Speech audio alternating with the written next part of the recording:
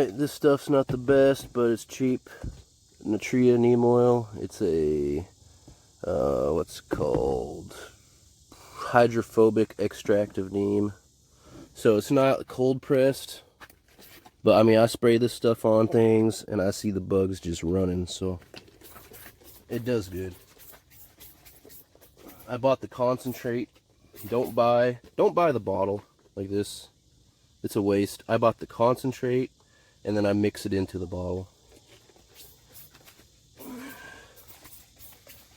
The concentrate can make about 20 bottles for only twice the cost. So, but I'm just spraying this thing. I'm seeing some little black dots, and those black dots I feel like are the eggs of some caterpillars, and you don't want that. Here's one right here. I'll show you guys.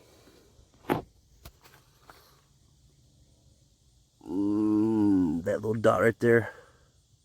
Yeah, I think those are like caterpillar eggs. So I'm spraying this neem oil on all my plants here to hopefully catch it. I just saw a caterpillar on my raspberry parfait somewhere down here. You can see the damage, the holes.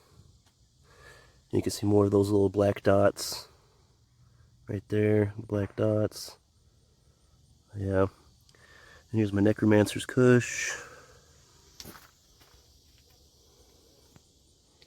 Yeah, they're looking good so far.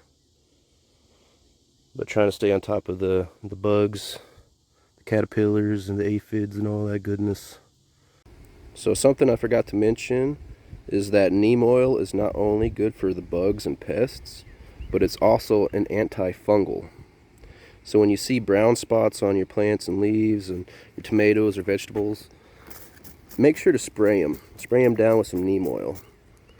And it'll really help control the spread of any type of mildews like that.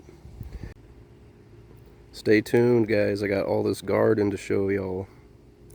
Got cantaloupe, watermelon. Watermelon's already growing. Gotta do a garden update here soon too. And that's a special pumpkin right there.